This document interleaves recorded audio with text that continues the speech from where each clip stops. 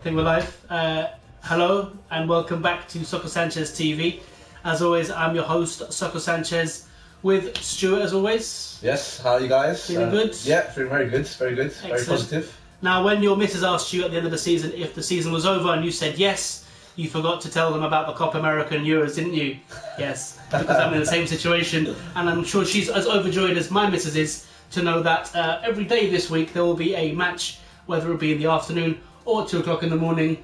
Football 24/7, it only gets better in the summer. And yeah, today is the Copa America show.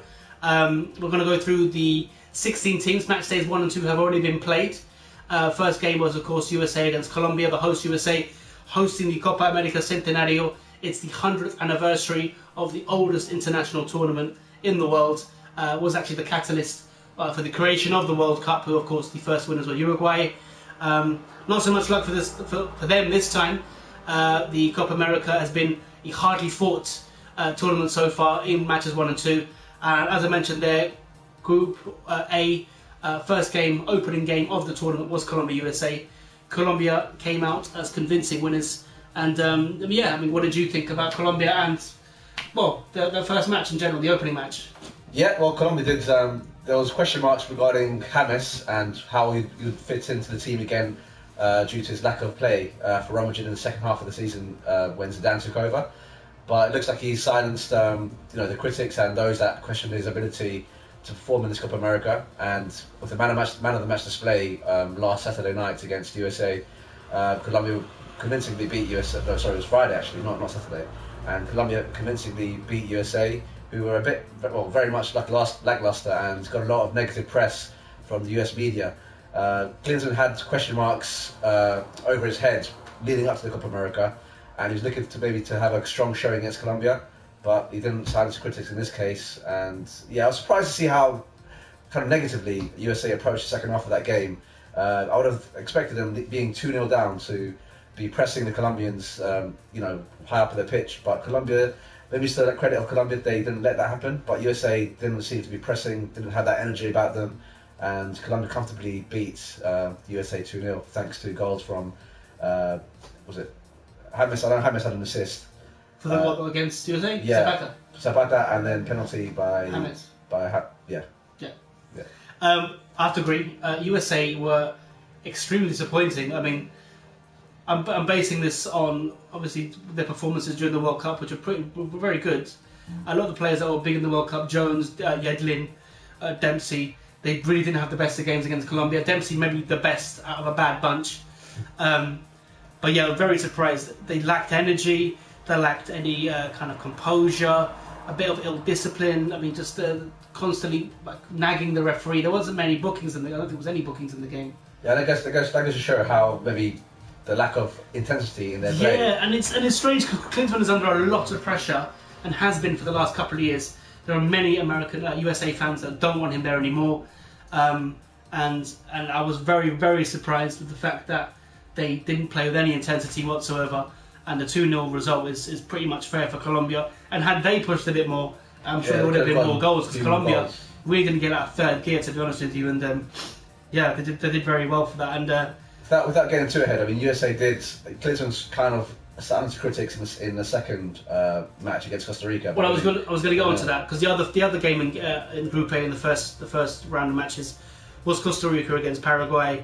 0-0 game, not really much to talk about. There was a red card in the 90th minute. Didn't make too much of a difference to the matches. But yeah, I mean, round 2 of Group A, we saw USA come up against Costa Rica, convincing winners. Yeah. Excellent display. I believe it was Dempsey, Jones, Bobby Wood, and Zuzi who scored the goals. Bobby Wood was a player in particular. I was saying before the tournament, he might be one to watch. Young striker, I think he was born in Hawaii. Excellent turn of pace, and proved what a fantastic finisher he is so far. With that goal against Costa Rica, he looked very lively and very the type of player really who's fighting for a position in the starting lineup, and I don't see why he wouldn't be able to make it. Yeah. Dempsey, Jones are names that we've heard over the years. Do you think there's still a future with America after this tournament? Depends if Clinton stays around. If he goes, the new coach might want to, revitalise the team and bring in some more of the youth players. But there's talk maybe Bruce Arena coming back into the fold. Well, he's always there. He's always there. He's always there or thereabouts, isn't he? Yeah, he's always in the background. So it could be him. But yeah, I think for me it depends on who comes in to replace Klinsmann, if he's going to leave, and depends on how strong they show from now to the end of the Copa America. But yeah, I mean, talking about Costa Rica, Paraguay, Costa Rica seems to have all gone a bit, pear-shaped since the World Cup, or the impressive World Cup they had under Jorge Luis Pinto.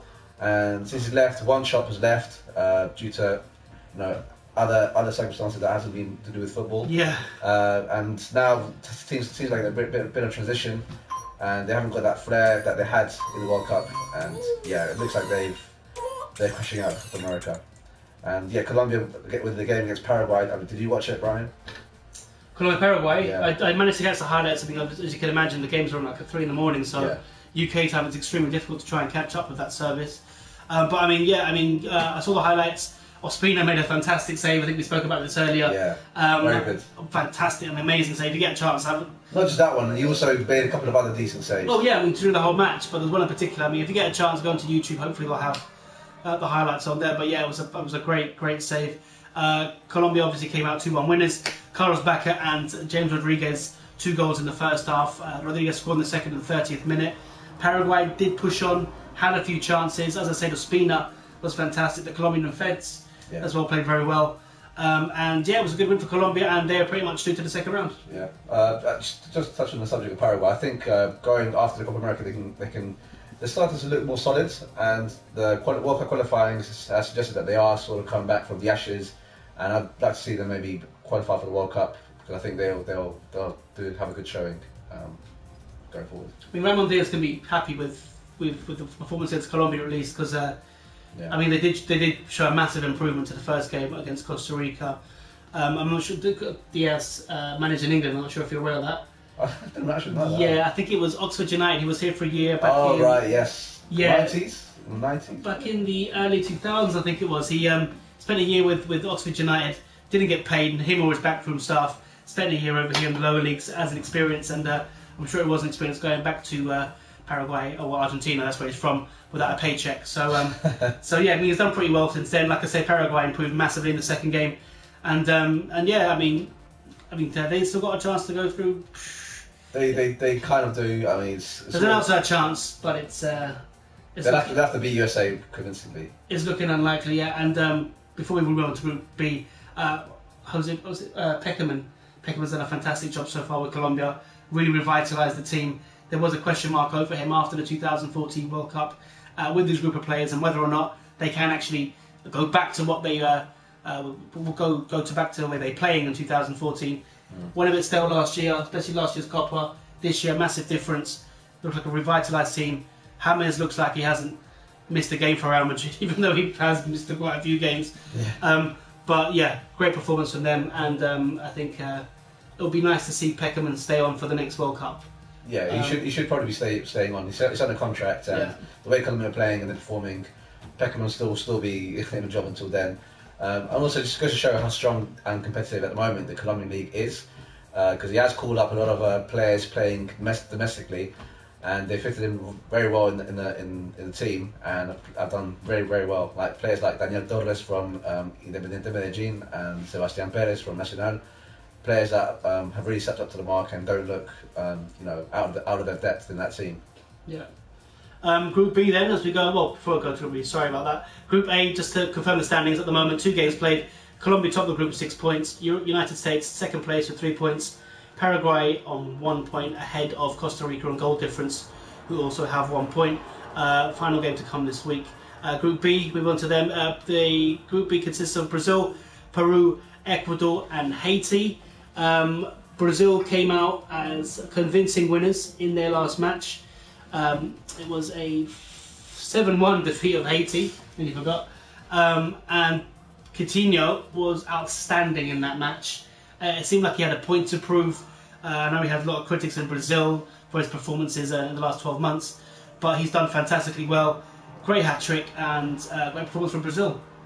Yeah, I mean, they're missing key players like Douglas Costa, who was injured before the Copa America started. And Kaká was brought into the fold, and he also got injured. But yeah, it seems like they're sort of clicking gears now, and they look like they're going from strength to strength. Even though they beat Haiti, they're sort of starting to see signs of them gelling together and relying on continue to drive them forward. Yeah, definitely. I mean, that's one thing about the Brazilian camp. When Copa America squad was announced, there's been a spate of injuries, like a huge amount of injuries. We've got here Rafinha from Barcelona was confirmed injured. Benfica goalkeeper Edison was injured. Kaká, who came in as a replacement, also was injured.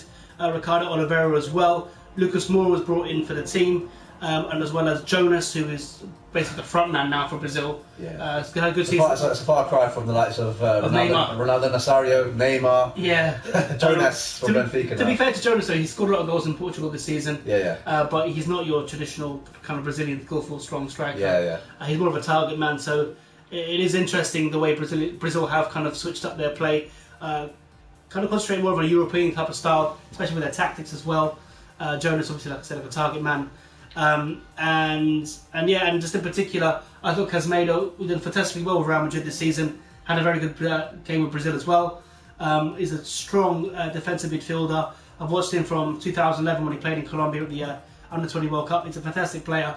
Did well at Porto and is making a name for himself in Brazil. And I think Dunga is a massive fan of his. Yeah, Casemiro, he has had a good showing at Real Madrid this season. But yeah, he sort of protects the defence. He does the job that no one else wants to do, and yeah, he's had a solid showing so far. Especially in Brazil, defensive qualities are an exception. Question marks. Yeah, exactly, and he's done very well. To be fair to him. Yeah, I think they were very lucky actually in the first game against Ecuador. Ecuador, well, to be honest, they should have actually won that game because there was a goal that was disallowed, where apparently the ball had crossed the line and they disallowed it. But yeah, Ecuador were unlucky enough to get the win against Brazil. But we'll see how it goes against Peru. I think they struggled last year against Peru where they drew 0-0, I think it was. So that'll be a tougher test than Haiti was for Brazil. So we'll see if this 7-1 whitewash of Haiti is just a flash in the pan or is signs of a strong showing. True, yeah. I mean, it was quite surprising how the referee ruled the Ecuador goal as disallowed. As the ball went to the sideline. It looked like it stayed in. The replay showed it. Referee ruled that it should be a goal kick, I think it was. And it's really unlucky for Ecuador. They should have got that win. Brazil weren't really at the races. Yeah. They looked a lot better against Haiti, but again, it is Haiti. It will be interesting to see how they got on in their final game against Peru. Yeah, and that's so. Yeah, and Ecuador-Peru's the game that happens, I think on Thursday. That was a tight affair. Ecuador were very lucky to get away with the draw because they didn't start very well. I was surprised with how Peru played. I mean, to go 2-0 up, I thought was great, but then obviously they let it slip and Peru fought back very well. Ecuador fought back very well and got the draw. So it was Enner Valencia with the first one, and Bolaños with the second goal. I mean, either side could have won at the end. That second half was really hardly fought, and the way the group's going to shape now, it could be Ecuador finishes second because Peru now have to play Brazil, and Ecuador playing Haiti, so Peru need to beat Brazil. You can't say what happened because Brazil aren't the Brazil of old, but it looks a bit unlikely for Peru to finish in second. And this Copa America actually, if the traditional format is the two best 13s qualify. They scrapped that for the Centenario, and now it's the top two from each group go through. So it looks like Peru might be missing out, but we'll wait and see. Yeah, I mean, Ecuador made a fantastic start to the qualifiers of the World Cup. I think 4 wins, 1 draw, 1 loss. They're doing very, very well, and it's starting to maybe go. I think they lost the USA in a friendly as well. It's starting to maybe show signs of maybe things are maybe starting to fall apart slightly. Well, they can use the Copa to kind of kick on. I mean, they've essentially qualified for the second round now. Yeah. So this will be a good opportunity for them to kind of show the world essentially, because all eyes are on them as well as the Euros, obviously. But yeah, it will be interesting to see how they kick on and continue their great start over the last 12 months. They've been doing very well. Antonio Valencia, Jefferson Montero, and Enner Valencia in particular are stars of the show. So yeah, it'll be good to see them kick on. Yeah. Haiti, on the other hand, as we mentioned, didn't have a great game against Brazil. Went down 7-1. It was their first appearance in La Copa America, so it is nice to see that. At the moment, their best squads probably in their history. They actually have players who are playing in the European leagues. I think their best players playing in the second division of France. But I mean, in terms historically, this is their best team. They're not going to do much. I think they're already out. So yeah. I mean, it's good to have them there and make up the numbers. Thanks for coming. And Peru, well, as Stuart mentioned. Still had the talisman in Paulo Guerrero playing. I think he plays in Brazil at the moment. Well, his goal against, who was it? Ecuador. Ecuador, yeah. It was Ecuador. Made him the country's leading scorer, all-time record scorer. Yeah. So he's also up against the likes of Cuillas, the famous '70s Peruvian player. So he's up there with some famous players in Peruvian history. Yeah. So he's done very well there, and Peru have always struggled in World Cup qualifiers, really trying to make a name for themselves here at the Copa Centenario. But yeah, I mean, just to round off Group B, as it stands at the moment, Brazil are currently top of the league with 4 points.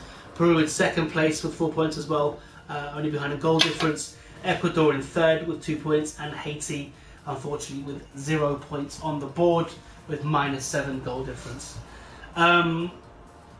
Right, so that's Group A and B. We're going to leave it for now. We're going to have a second video with Group C and D coming up. Do join us after a short break here. Check out the second video on YouTube, and we'll be back with you. Bit emotional. Feel emotional.